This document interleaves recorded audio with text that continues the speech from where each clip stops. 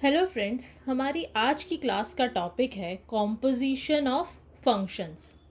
तो चलिए समझते हैं। सबसे पहले कॉम्पोजिशन ऑफ फंक्शन से हम क्या समझते हैं। ठीक है, composition of function is nothing but we are connecting two function simultaneously. Suppose मैं आपको कहूँ एक इंडस्ट्री है जिसकी इनपुट है ए और वो ए इनपुट यूज करके आउटपुट बनाती है बी। ठीक है, यानी वो रॉ मटेरियल यूज करती है जिस रॉ मटेरियल का नाम हम लेते हैं ए, एंड देन उस पर कुछ प्रोसेस अप्लाई करती है या फंक्शन अप्लाई करती है in terms of mathematics, and उसका आउटपुट आता है बी। ठीक है, अब ये जो बी आउटपुट इस कंपनी ने प्रोड्यूस किया, इसको यूज करके एक अनदर कंपनी आउटपुट बनाती है सी। यानी इस कंपनी से एफ, कंपनी एफ का जो आउटपुट हुआ वो था B, but for company G the B is the input, and उसको यूज करके वो बनाती है अनदर चीज जो उसका आउटपुट आता है फिर C. So this is nothing but the composition of a function. यानी हम दो फंक्शन को यूज कर रहे हैं, यानी फर्स्ट फंक्शन का जो आउटपुट होगा वो सेकंड फंक्शन का इनपुट होगा। It is called the composition of two function. एक लेमैन लैंग्वेज में अगर मैं आपको बोलूं सिमिलरली, ठीक है, मेरा फंक्शन हो गया एग्रीकल्चर। ठीक है, मेरी इनपुट हुई सपोज मेरी इनपुट हुई किसी भी सीड्स। ठीक है, मैंने फंक्शन अप्लाई किया एग्रीकल्चर, एंड उस सीड से मुझे मिले ग्रेन्स। ठीक है, तो मेरी आउटपुट क्या हो गई? ग्रेन। अनदर फंक्शन हो गया इंडस्ट्रियलाइजेशन, यानी इस ग्रेन को मैंने एज अ इनपुट यूज किया अपनी अनदर प्रोसेस में, और मैंने ग्रेन से उसके आउटपुट बनाए। सपोज मैंने बनाया ग्रेन से आप क्या क्या बना सकते हैं। सपोज आपने कैलॉग्स बना दिए या ब्रेड बनाई, तो this is the output using the input grain which is an output of agriculture. Clear है? So this is the idea of composition of function. ठीक है, तो चलिए अब इसको मैथमेटिकल टर्म्स में समझते हैं। Let A B and C be three non void sets. ठीक है, and let f is a function from a to b and g is a function from b to c. ठीक है, since f is a function, हमें पता है f एक function है, तो for each x belongs to a, there exists some element in b which is of the type of fx. This belongs to b for all x या for each a belongs to a. ठीक है, now since g is a function, ठीक है, अब अगर ये element b का है, we know that every element of the domain has is related to its any element in the codomain. ठीक है, अब ये हमें पता है f x is an element of B. Clear है? अब एफ एक्स जो है वो बी का एलिमेंट है, तो अगर हम उस पे जी लगाते हैं तो we find a unique element of C. ठीक है, दिस बिलोंग्स टू सी। यहां तक क्लियर हुआ? मैंने कहा कि since f is a function, for each element of a there exists some element in b which is of the type of fx, क्योंकि function से रिलेटेड है। Similarly, fx belongs to b, which is the domain of the function g, then there must exist some element of c which is the image of this element जो b का है. तो यानी वो element मुझे कैसे मिलेगा, किस टाइप का होगा, g ऑफ दिस एलिमेंट. अगर फिर भी कंफ्यूजन है तो मैं fx को y ले लेती हूँ, तो g of y belongs to c. This is such kind of. तो अगर आप ये देखें whole process, so for all x belongs to a, there exists a unique element in c. ठीक है, and that element is nothing but the composition of these two function which is of this type g of fx, है ना. सो ये क्या हो गया, g of f हमने function लगा दिया. इसको अब डायग्राम से समझने की कोशिश करते हैं एक बार, then will come to the definition. Suppose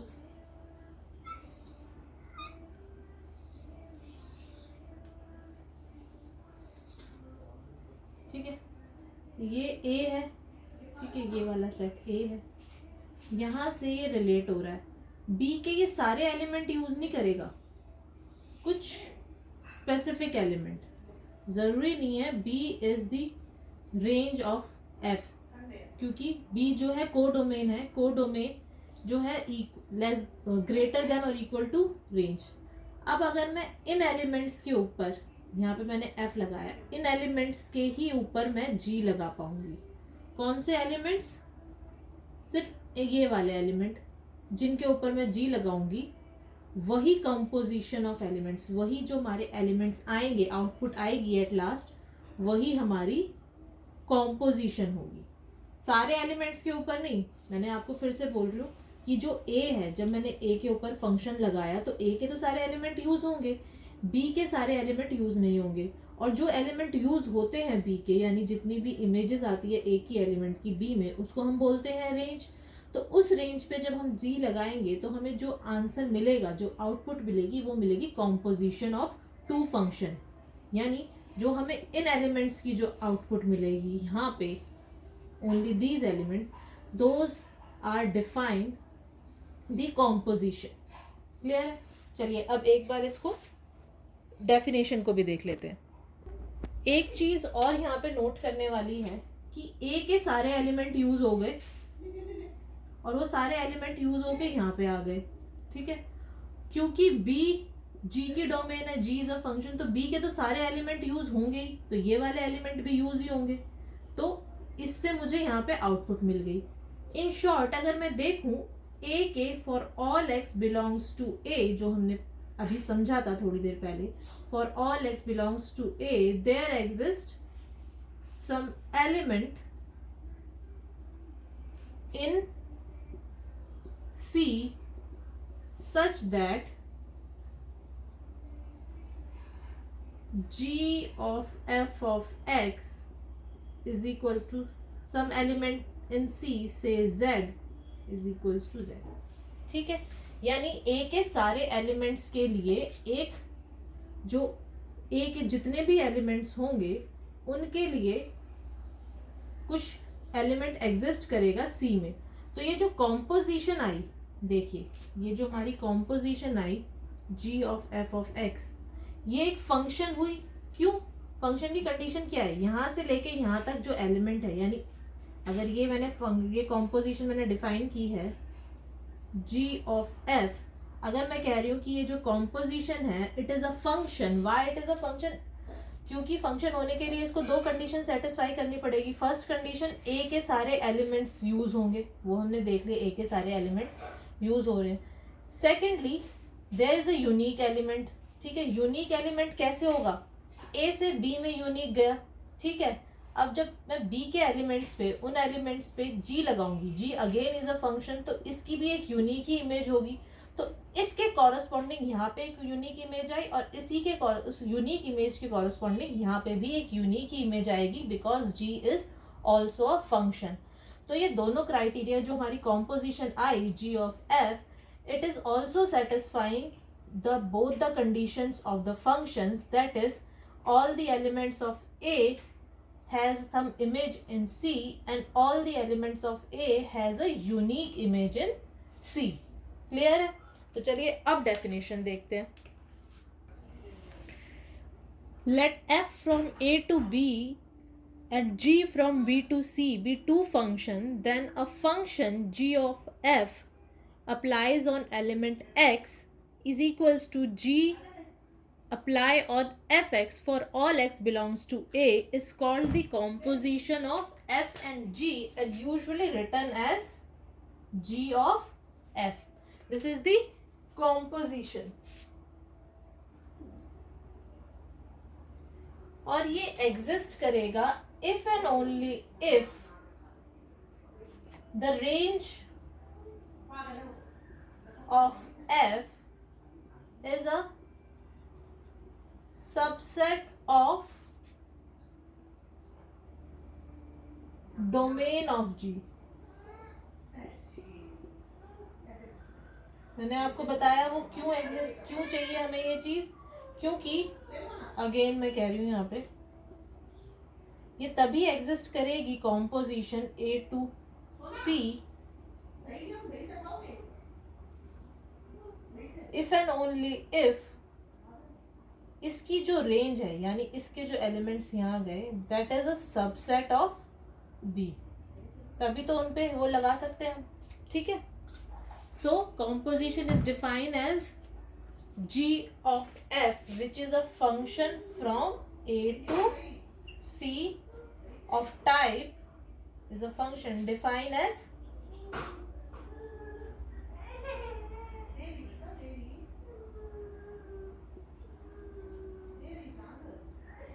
for all x belongs to A.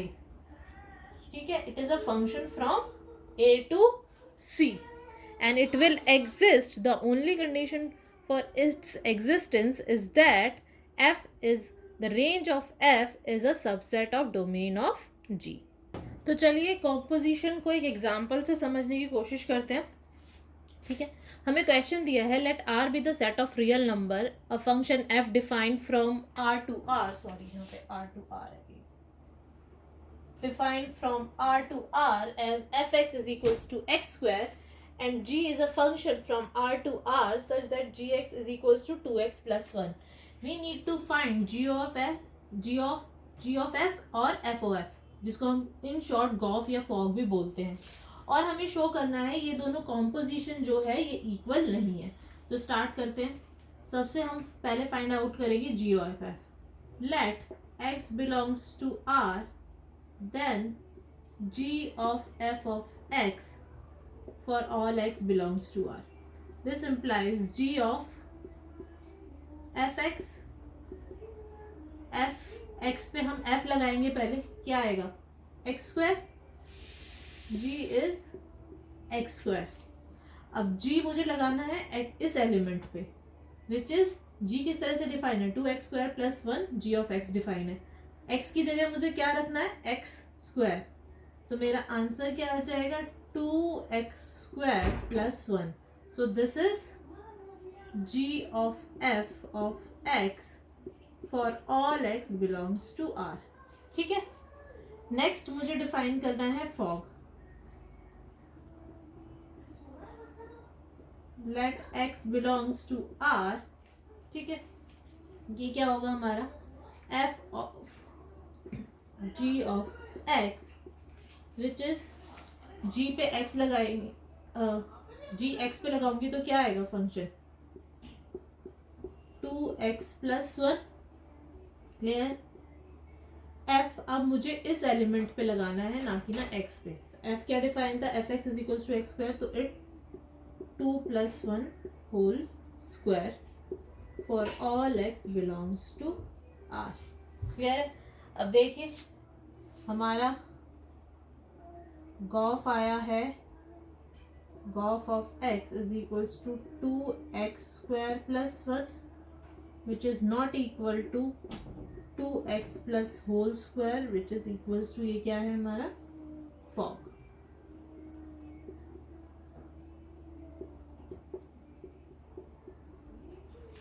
तो ये थी कॉम्पोजिशन ऑफ टू फंक्शन, और हमने देखा कि अगर हम कॉम्पोजिशन रिवर्स कर दें, ठीक है, तो ज़रूरी नहीं है वो इक्वल आए। इस तरह से समझिए, जैसे एग्रीकल्चर की इनपुट हमने इंडस्ट्रीज़ में लगाई तो हमें आउटपुट कुछ और मिली।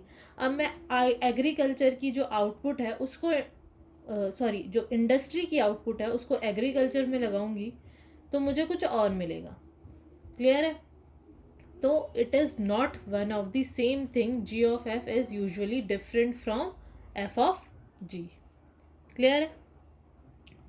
तो चलिए एक और एग्जांपल देखते हैं कॉम्पोजिशन ऑफ फंक्शन पे।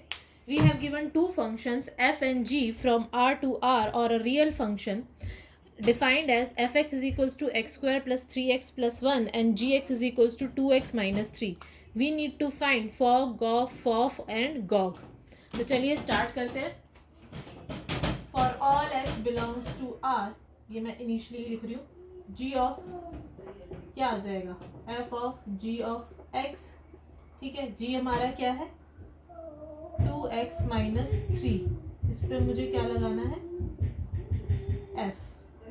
तो f की वैल्यू क्या है, f x is equal to x square plus 3x plus 1, तो it would be 2x minus 3 square plus 3 2x minus 3 plus 1। आप इसको सॉल्व कर लीजिएगा, देखिए वैल्यू क्या आती है। नेक्स्ट हमारा है गॉफ। गॉफ कैसे करेंगे, g of f of x which is equals to g of fx की वैल्यू क्या थी हमारी, x square plus 3x plus 1। अब मुझे इस पे g लगाना है, g क्या फंक्शन लेगा, 2x माइनस 3।